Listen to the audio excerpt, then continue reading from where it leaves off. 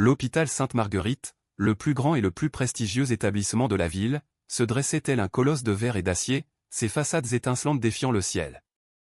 C'était un lieu où une seule minute de consultation pouvait coûter le salaire d'une vie entière pour un homme modeste. Et aujourd'hui, dans l'une de ces suites aseptisées, gisait l'homme dont le simple nom inspirait une terreur respectueuse même aux forces de l'ordre les plus aguerries. Nicolas Dubois. Un nom synonyme de pouvoir, un homme dont un simple appel téléphonique pouvait faire disparaître des gens. Mais ce matin-là, son cœur, cette machine infaillible qui avait propulsé son ascension fulgurante, l'avait trahi. Une crise cardiaque foudroyante. Devant la porte du bloc opératoire, l'équipe chirurgicale piétinait, les mains tremblantes, les visages blêmes. La peur paralysait la science. Personne n'avait de réponse, personne n'osait agir. Et à l'extérieur, planté comme une statue de granit, se tenait Stéphane, son bras droit, son exécuteur, un pistolet nonchalamment passé à sa ceinture, le regard glacial. La question n'était plus de savoir si Nicolas Dubois allait survivre. La véritable interrogation, suspendue dans l'air lourd de l'hôpital, était de savoir si le jeune homme qui venait d'entrer pour le sauver en ressortirait vivant. Un simple cafetier, dont les mains, habituées jusqu'alors au contact des tasses chaudes et des pièces de monnaie, tenaient désormais entre leurs doigts le pouls de l'homme le plus puissant de la ville. Si l'opération échouait, ce ne serait pas seulement un patient qui mourrait. Ce jour-là, un père perdrait son fils unique.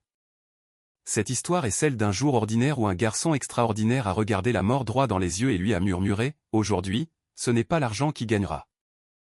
La victoire appartiendra uniquement au talent. » La question demeure, ce fils de cafetier parviendra-t-il réellement à sauver cet homme, ou n'est-ce qu'une bravade insensée? L'édifice de l'hôpital Sainte-Marguerite, situé au cœur d'un quartier chic de la ville, semblait percer les nuages.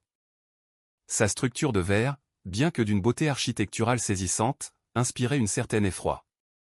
Car entre ces murs, la vie et la mort se livraient une bataille incessante, un commerce silencieux où chaque seconde comptait.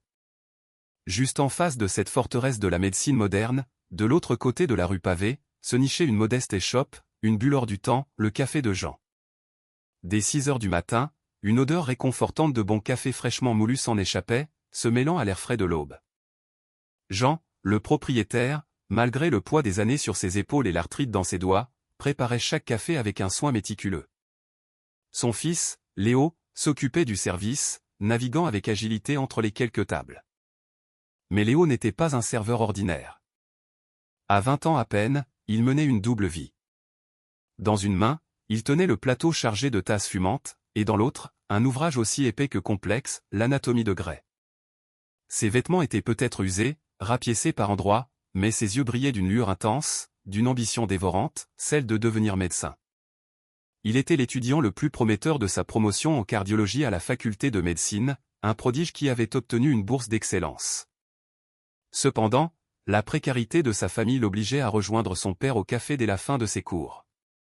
Jean observait souvent son fils, le cœur serré d'émotion, le voyant plonger dans ses livres au milieu du va-et-vient des clients. « Mon garçon, lui disait-il parfois, la voix cassée, mes mains se sont abîmées à force de servir le café, mais les tiennes, elles, sauveront des vies. Tu seras le plus grand médecin de cet hôpital en face. » Léo levait la tête, un sourire confiant éclairant son visage fatigué. « Bien sûr, papa. Un jour, je franchirai cette porte, non pas pour servir le café, mais pour soigner les gens. » Mais ce jour-là, le destin, avec son ironie habituelle, avait tissé un tout autre scénario. Il était 14 heures. Le soleil de l'après-midi frappait le bitume avec une violence implacable. Soudain, l'atmosphère paisible du quartier fut déchirée par le hurlement strident de sirènes. Mais ce n'était pas le son familier d'une ambulance. C'était un cortège de police et de véhicules de sécurité privés. Une longue file de berlines noires s'arrêta brusquement sous le porche de l'hôpital. Des dizaines de gardes du corps en costume sombre en sortirent, formant un cordon de sécurité impénétrable. La portière de la voiture de tête s'ouvrit, et Nicolas Dubois apparut. Son nom seul suffisait à glacer le sang. Le plus grand magnate des affaires de la ville, dont l'empire s'étendait de l'immobilier aux bas-fonds les plus obscurs. La rumeur disait que même le préfet de police attendait son autorisation pour agir. Mais aujourd'hui, cet homme d'acier chancelait. Son visage était couvert de sueur, sa main gauche crispée sur sa poitrine. Et dans ses yeux, pour la première fois, se lisait la terreur qu'il avait si souvent inspirée aux autres. La peur de la mort. Alors qu'il se dirigeait péniblement vers la réception, ses jambes se dérobèrent et il s'effondra lourdement sur le sol en marbre. « Monsieur Dubois !»« Monsieur Dubois !» hurlèrent ses gardes du corps. Une vague de panique déferla sur l'hôpital. Des brancards furent amenés en urgence. La directrice de l'hôpital, la docteure Valérie Martin, cardiologue de renommée nationale, accourut avec son équipe. Nicolas Dubois fut immédiatement transféré en soins intensifs. Léo, qui observait la scène depuis son comptoir, sentit un frisson le parcourir. Ses années d'études lui permirent d'analyser la situation en une fraction de seconde. Il murmura pour lui-même, les yeux fixés sur le chaos, le signe de Levine, la transpiration profuse, la nature de la chute. C'est un infarctus du myocarde massif. En moins d'une heure, une foule de journalistes s'était massée devant l'hôpital. La nouvelle tournait en boucle sur toutes les chaînes, Nicolas Dubois victime d'une crise cardiaque, son état est critique. À l'intérieur, la tension était à son comble. La docteure Martin et 3 autres éminents chirurgiens se tenaient devant le bloc opératoire, leur visage défait. D'une voix tremblante, Martin s'adressa au secrétaire personnel de Dubois, Monsieur Philippe Moreau. Monsieur Moreau, son cœur est complètement bloqué. Les artères sont si fragiles que nous ne pouvons pas tenter un pontage. Si nous ouvrons son thorax, il mourra sur la table. Mais si nous ne faisons rien, il ne lui reste pas plus de 20 minutes. Moreau attrapa Martin par le col de sa blouse. Docteur, si Monsieur Dubois meurt, cet hôpital deviendra un crématorium. On ne retrouvera même pas vos corps. Je ne sais pas comment, mais sauvez-le. Les médecins avaient baissé les bras. Entre la science et la peur l'avait emporté. La nouvelle se répandit comme une traînée de poudre, les chirurgiens avaient abandonné. Quand Léo entendit cela, son sang ne fit qu'un tour. Il savait qu'en médecine, il y a toujours une solution, il suffit de la trouver. Il défit son tablier de cafetier, le posa sur ses livres et se tourna vers son père. « Papa, je dois y aller. » Jean, le visage décomposé par la peur, le supplia. « Où ça ? Là-dedans ? Tu es fou, Léo ? Ils vont te tuer. Papa, si je n'essaie pas, toutes mes études n'auront servi à rien. Et cet homme va mourir. » Léo s'élança. Il se faufila à travers les gardes de sécurité et franchit les portes vitrées de l'hôpital. Le hall d'accueil était en pleine effervescence. Il se dirigea droit vers la réceptionniste, le souffle court. « Où est la chambre de Nicolas Dubois » demanda-t-il d'une voix forte. La réceptionniste, qui hurlait au téléphone, le toisa de la tête aux pieds, remarquant ses vêtements modestes et ses cheveux en désordre. « Qu'est-ce que vous voulez ? Vous êtes le cafetier d'en face, non ? Fichez le camp d'ici. C'est déjà assez le bazar comme ça. Madame, je suis étudiant en médecine. Je peux lui sauver la vie. Je sais exactement quel est le problème des médecins, implora Léo. Quelques-uns des hommes de Dubois et des membres du personnel se mirent à rire. Un agent de sécurité attrapa le bras de Léo et le poussa violemment. « Hé, gamin. Les plus grands professeurs médaillés d'or de la ville sont en train de suer à grosses gouttes là-haut, et toi, le fils d'un cafetier, tu prétends pouvoir le soigner ? Dégage avant que je te brise les os. » Léo manqua de tomber. Des larmes d'humiliation lui montèrent aux yeux, mais l'inquiétude pour le patient qui se mourait à l'étage était plus forte. Il se redressa et, rassemblant toute la force de ses poumons, il cria d'une voix qui résonna dans tout le hall, « La docteure Martin hésite à pratiquer une intervention coronaire percutanée rétrograde parce qu'elle a peur que l'artère se rompe. Mais je sais comment procéder sans la perforer. J'ai lu des recherches à ce sujet qu'elle n'a probablement jamais vues. » Un silence de mort s'abattit sur la foule. Tous étaient stupéfaits qu'un garçon d'une telle apparence puisse prononcer une terminologie médicale aussi complexe. Par une coïncidence providentielle, la docteure Martin descendait à ce moment-là pour annoncer qu'il n'y avait plus aucun espoir. Elle entendit les paroles de Léo. Elle s'approcha de lui, le regard mêlé de fatigue et d'incrédulité. « Qu'est-ce que vous avez dit ? La technique rétrograde. Comment connaissez-vous ça ? » Léo la regarda droit dans les yeux. « Docteur, je suis votre étudiant. Léo, en dernière année.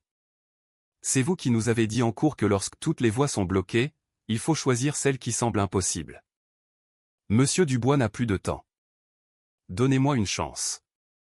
C'est alors que Stéphane, le bras droit de Dubois, un homme à la réputation terrifiante, s'avança. Il gronda, « Docteur, si ce garçon dit qu'il peut le faire, laissez-le entrer. » Puis, se tournant vers Léo, ses yeux le transperçant, « Mais écoute-moi bien, le héros.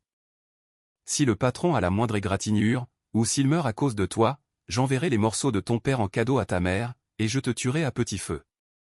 C'est compris. » Le souffle de chaque personne présente dans le hall se coupa. Jean, qui observait la scène de l'autre côté de la porte vitrée, voulut crier, mais aucun son ne sortit de sa gorge. Léo prit une profonde inspiration. Il regarda Stéphane, puis la docteur Martin. « Compris, dit-il d'une voix ferme. Mais si je le sauve, vous ne vous interposerez pas dans mon travail. » Pour la docteur Martin, c'était de la pure folie. Mais elle n'avait plus d'autre option. D'accord, céda-t-elle. Emmenez-le se préparer. S'il veut mourir, laissons-le essayer.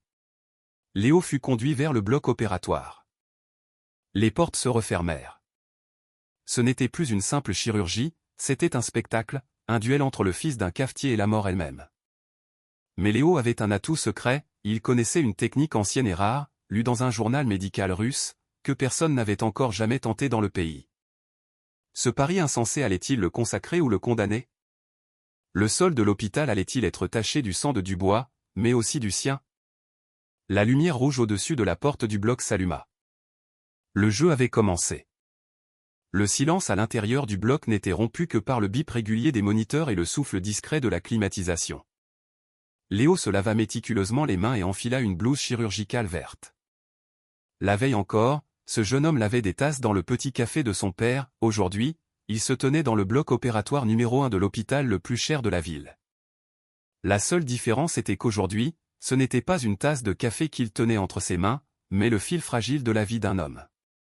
La scène était impressionnante.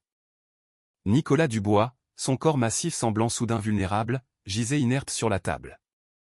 Sur le moniteur, son rythme cardiaque était dangereusement lent et irrégulier. La docteure Martin et son équipe de 3 chirurgiens seniors étaient déjà là. Ils dévisageaient Léo comme s'il était un extraterrestre. « C'est de la folie », siffla le docteur Bernard Leroy, un chirurgien senior. « Valérie, allons-nous vraiment laisser le fils d'un cafetier opérer? Si Dubois meurt sur cette table, ce truand dehors nous brûlera vif. Ce gamin va non seulement mourir, mais il nous entraînera dans sa chute. » Le visage de la docteure Martin était luisant de sueur, bien que la température de la pièce fût maintenue à 18 degrés. Elle se tourna vers Léo. « Il est encore temps de reculer. Ce n'est pas une page de manuel. C'est la vie réelle. Il n'y a pas de touche pour effacer. » Léo prit une longue inspiration. Son cœur battait à tout rompre, mais ses mains, elles, étaient parfaitement stables. Il ferma les yeux un instant, et l'image de son père lui apparut. « Tu seras médecin, Léo. » Il rouvrit les yeux. Scalpel. L'infirmière, hésitante, regarda la docteure Martin, qui hocha la tête à contre-cœur. Le bistouri chirurgical fut placé dans la main de Léo. Il s'approcha du patient et évalua la situation. L'écran de l'angiographie montrait clairement que l'artère coronaire principale gauche de Dubois était complètement obstruée. C'est ce que le jargon médical appelle la faiseuse de veuve, car une obstruction à cet endroit ne laisse pratiquement aucune chance de survie. Le blocage est trop calcifié, murmura Léo. Le fil guide ne passe pas. C'est pour ça que vous aviez peur. Le docteur Leroy lança avec sarcasme, oui, Einstein, on sait. Si on force le passage, l'artère éclatera et il mourra sur le coup. Qu'est-ce que tu comptes faire de différent? De la magie? Léo ne répondit pas. Il prit un fil extrêmement fin, plus fin qu'un cheveu. Je vais utiliser une approche rétrograde, annonça-t-il. Je n'attaquerai pas le blocage de front, mais par l'arrière du cœur, en utilisant les vaisseaux collatéraux pour atteindre l'autre côté de l'obstruction. La docteure Martin s'exclama, non. C'est du suicide. Les vaisseaux collatéraux sont extrêmement fragiles. Si un seul se rompt, il fera une hémorragie interne. Cette technique est belle dans les livres, mais le cœur de Monsieur Dubois ne supportera pas une telle pression. Léo ne s'arrêta pas. Toute son attention était concentrée sur l'écran. Ses mains bougeaient avec la dextérité d'un magicien. Il savait que le risque était immense, mais il avait confiance en ses connaissances et en sa pratique. Il avait visionné des simulations de cette procédure des milliers de fois. Bip. Bip. Bip. Le son du moniteur s'accéléra, puis une alarme stridente retentit. La tension chute. 60/40e. Nous sommes en train de le perdre, cria l'anesthésiste. La panique s'empara de la pièce. Le docteur Leroy se jeta sur Léo. Arrête. Arrête tout. Je savais que cet imbécile allait nous faire tuer. Il tenta d'arracher le cathéter des mains de Léo. D'un coup de coude sec, Léo le repoussa. Un feu étrange brillait dans ses yeux. Si j'arrête maintenant, il est mort à coup sûr. Laissez-moi faire mon travail. Sa voix était chargée d'une telle autorité que même le docteur Leroy recula, stupéfait. Léo décida alors d'utiliser la technique secrète dont il avait lu la description. Normalement, les chirurgiens font tourner le fil guide, mais Léo utilisa la technique du knuckle, créant une petite boucle à l'extrémité du fil pour qu'il puisse glisser entre les vaisseaux fragiles sans les endommager. C'était comme passer un fil délicat par le trou d'une serrure au lieu d'enfoncer la porte. Une goutte de sueur perla sur son front et glissa sur sa paupière, mais il ne scia pas. Toute la salle retenait son souffle. Le pistolet de Stéphane, les espoirs de son père, tout reposait sur ce fil minuscule. Le fil a traversé, dit doucement Léo. Tous les regards convergèrent vers l'écran. C'était vrai. Le fil avait dépassé le blocage. Les yeux de la docteure Martin s'écarquillèrent. Impossible, murmura-t-elle. La ligne du moniteur, qui était sur le point de devenir plate, remonta brusquement. Bip bip bip. Le rythme était revenu. Rythme sinusal normal. Flux sanguin à 100%. La tension se stabilise, annonça l'infirmière, sa voix mêlée d'incrédulité et de joie. Léo retira ses mains. Ses jambes se mirent à trembler, non pas de peur, mais à cause de la décharge d'adrénaline qui retombait. La docteure Martin s'approcha de lui. Un sourire se dessina derrière son masque. Elle posa une main sur son épaule. Mon garçon, en 30 ans de carrière, je n'ai jamais vu une telle maîtrise. Tu n'as pas seulement sauvé Monsieur Dubois aujourd'hui. Tu as sauvé l'honneur de la médecine. Pardonne-moi d'avoir douté de toi. Les autres médecins, qui s'étaient moqués de lui, venaient d'assister à un miracle. Ce n'est pas le moment de célébrer, docteur. Le vrai défi nous attend dehors, dit Léo. L'opération était terminée. Léo retira sa blouse et remit ses vieux vêtements tachés. Il se dirigea lentement vers le couloir. Dès que les portes automatiques s'ouvrirent, le spectacle fut saisissant. Le hall de l'hôpital était bondé. Policiers, journalistes, hommes de main de Dubois, et dans un coin, recroquevillé sur lui-même, son père, Jean. Tous les regards étaient fixés sur cette porte. Au premier rang, Stéphane. Du sang semblait lui être monté aux yeux. Il pensait que l'opération avait duré trop longtemps. Une mauvaise nouvelle était imminente. Léo sortit, le visage impassible. Le silence était si profond qu'on aurait pu entendre une épingle tomber. Stéphane fit un pas en avant. Alors ? Parle. Il est vivant haut. Sa voix était une menace à peine voilée. Jean ferma les yeux, priant de toutes ses forces. Léo regarda Stéphane droit dans les yeux et dit d'une voix calme, « Le cœur de Monsieur Dubois est maintenant en parfait état. Il est hors de danger. » Pendant un instant, personne ne sembla y croire. Puis la docteure Martin sortit à son tour. Elle annonça devant les médias et Stéphane, « C'est la vérité. Ce qui s'est passé relève du miracle. Et ce miracle, ce n'est aucun de nous qui l'a accompli, mais ce jeune homme.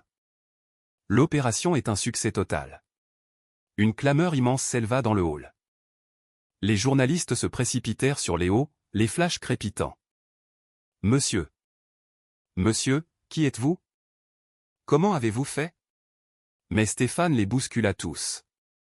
Il s'arrêta devant Léo. Il le fixa un long moment.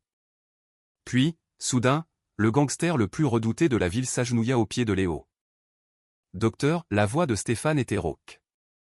Je vous ai menacé de mort. Prenez ma vie. Mais vous avez sauvé mon Dieu. » Léo le releva. « Je n'ai pas besoin d'un esclave.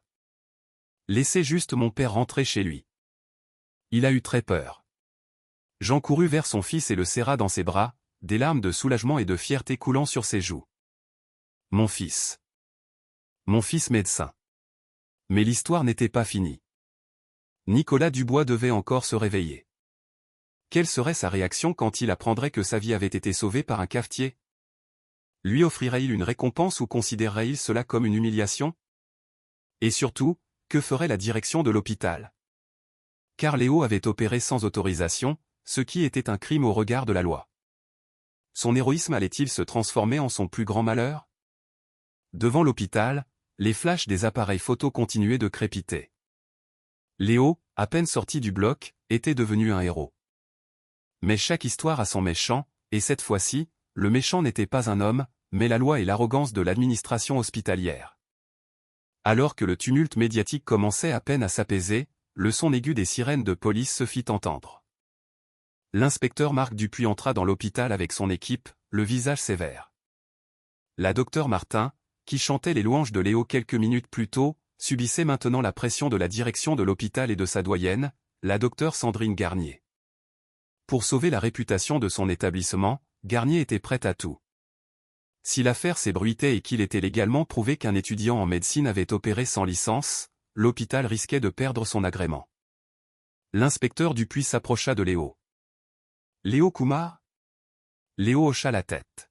« Oui, monsieur. »« Vous êtes en état d'arrestation » déclara l'inspecteur en sortant une paire de menottes. Un silence glacial tomba sur la foule. Jean se précipita et tomba aux pieds de l'inspecteur. « Monsieur l'inspecteur, mon fils a sauvé une vie. Ce n'est pas un criminel. Il a fait le travail de Dieu. » L'inspecteur releva Jean avec douceur. « Monsieur, nous le savons. Mais la loi ne fonctionne pas avec les émotions. Il a violé la loi du Conseil de l'Ordre des médecins. Pratiquer la chirurgie sans diplôme et sans autorisation est un délit grave. Nous devons l'emmener. » Stéphane, devenu le protecteur de Léo, s'interposa et bloqua le passage de l'inspecteur. « Pas touche au docteur. Il faudra d'abord me passer sur le corps. » L'atmosphère devint électrique. Léo posa une main sur l'épaule de Stéphane. « Stéphane, écartez-vous. Laissez la justice faire son travail. Ce que j'ai fait était juste. Le temps en décidera. Je n'ai aucune raison de fuir. » Léo tendit ses deux mains. Le métal froid des menottes se referma sur ses poignets. Ces mêmes mains qui venaient de redonner vie à un cœur battant allaient maintenant connaître les barreaux d'une cellule. Les chaînes de télévision diffusèrent la scène en direct. Le titre était tout trouvé, la récompense pour avoir sauvé une vie, la prison. Les 48 heures suivantes furent intenses pour la ville. Des manifestations de soutien à Léo éclatèrent partout. Le slogan « Libérez Léo » résonnait dans chaque rue. Mais la machine judiciaire suivait son cours, lente et implacable. Léo était assis sur le sol froid de sa cellule de prison. Il n'y avait aucune trace de regret dans ses yeux. Il éprouvait seulement la satisfaction d'avoir fait la fierté de son père, quelle qu'en soit l'issue. Le troisième jour, au petit matin, une certaine agitation se fit sentir dans la suite VIP de l'hôpital. Nicolas Dubois avait repris connaissance. Il ouvrit les yeux. Tout était flou. Lentement, il sentit une douleur sourde dans sa poitrine et le bruit des machines autour de lui. Son secrétaire, Moreau, et la docteure Garnier se précipitèrent à son chevet. « Monsieur Dubois, vous allez bien ?» Dubois demanda de l'eau. Après avoir bu, ses premiers mots furent « Je suis vivant ». La docteure Garnier, mielleuse, répondit « Oui, monsieur, absolument. C'est grâce aux installations de classe mondiale de notre hôpital et au travail acharné de nos chirurgiens seniors que vous êtes parmi nous. » Dubois la foudroya du regard. Sa mémoire revenait par bribes. Il se souvenait d'avoir vu les médecins paniquer et baisser les bras juste avant de perdre connaissance. « Ne mentez pas, Garnier », la voix de Dubois était faible mais portait la même autorité qu'auparavant. « Je me souviens que vous étiez tous terrifiés. Qui m'a sauvé? Je veux le voir. Maintenant. » Un silence pesant s'installa dans la pièce.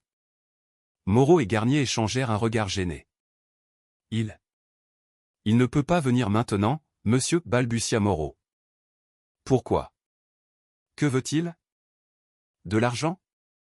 Dites-lui que c'est Nicolas Dubois qui le demande, insista Dubois. Moreau rassembla son courage. Monsieur, la personne qui vous a sauvé n'est pas un grand chirurgien. C'est le fils du cafetier d'en face. Un étudiant. Il a pris un risque énorme pour vous opérer. Mais l'hôpital a porté plainte contre lui. Il est en prison en ce moment même. En entendant cela, le moniteur cardiaque de Nicolas Dubois se mit à biper frénétiquement. La colère le submergea. Il tenta d'arracher la perfusion de son bras. Quelle absurdité! Le garçon qui m'a sauvé la vie est en prison, et vous, vous êtes là en costume à vous attribuer le mérite, hurla Dubois. Stéphane. Où est Stéphane? Stéphane, qui se tenait derrière la porte, entra immédiatement. Oui, patron. Va. Tout de suite. Appelle le commissaire de police et dis-lui que je suis au téléphone. Et ramène-moi ce garçon ici, avec tous les honneurs. S'il a la moindre égratignure, j'achèterai cet hôpital et j'y mettrai le feu. Moins d'une demi-heure plus tard, le commissaire appelait et la libération sous caution de Léo était accordée. Face au pouvoir de Nicolas Dubois, même la justice devait plier. Le soir, Léo fut ramené à l'hôpital. Pas menotté cette fois, mais en héros. Il fut conduit directement dans la chambre de Dubois. Dans la pièce se trouvaient la docteure Garnier, la docteure Martin et plusieurs personnalités de la ville. Dès que Léo entra, Dubois tenta de se redresser. Restez allongé, monsieur. Vos points de suture sont récents, dit Léo d'un ton professionnel. Dubois sourit. Il observa attentivement Léo. Des vêtements simples, un visage doux et des yeux sincères. Alors, c'est toi, le magicien, demanda Dubois. On m'a dit que tu es le fils d'un cafetier. Oui, monsieur, répondit humblement Léo. Dubois regarda la docteure Garnier et le reste du personnel, qui baissait la tête. Regardez-moi ces diplômés. Ils ont des diplômes, mais pas de cran. Toi, tu n'as pas de diplôme, mais tu as du cran. Les affaires, comme la vie, ça se mène avec du cran. Pas avec des morceaux de papier. Dubois prit la main de Léo dans la sienne. Tu m'as donné une nouvelle vie. Je ne pourrai jamais te rembourser, mais je veux te donner une chance.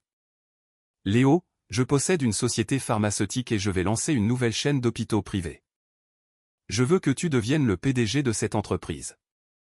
Tu es déjà diplômé du baccalauréat. Je financerai toutes tes études. Mais cette entreprise a besoin de ta vision, de ton intégrité et de ta passion. Toutes les personnes présentes étaient abasourdies. Un étudiant, propulsé au poste de PDG. Léo était stupéfait. Monsieur, mais...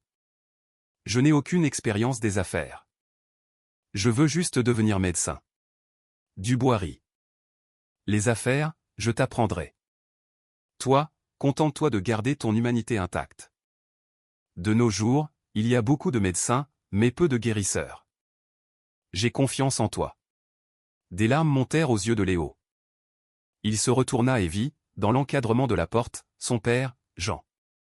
Sa poitrine était gonflée de fierté. Aujourd'hui, son rêve ne s'était pas seulement réalisé, il avait dépassé tout ce qu'il aurait pu imaginer. 6 ans plus tard. Au cœur de la ville se dressait un immense bâtiment, la clinique Jean Duval. C'était l'hôpital le plus moderne de la région, où les plus démunis étaient soignés gratuitement. Dans un bureau luxueux, un jeune homme en costume élégant, assis dans un grand fauteuil pivotant, signait des dossiers. La plaque sur son bureau indiquait « Docteur Léo Kumar, PDG et directeur général ». L'interphone sonna. « Monsieur, tout le monde est prêt pour la réunion. »« J'arrive, » répondit Léo. Il se leva et s'approcha de la fenêtre. De là, il pouvait voir l'ancien emplacement, de l'autre côté de la rue. La vieille échoppe n'était plus là. À sa place se trouvait un charmant salon de thé, le petit café de Jean, que son père gérait par plaisir, non plus par nécessité. Léo sourit. Il boutonna sa veste et sortit. Il avait prouvé au monde entier que la valeur d'un homme ne se mesure ni à ses vêtements, ni à la fortune de son père, mais à son talent et à son courage. La ville qu'il avait autrefois méprisée, lui et son père, s'inclinaient aujourd'hui devant eux avec respect.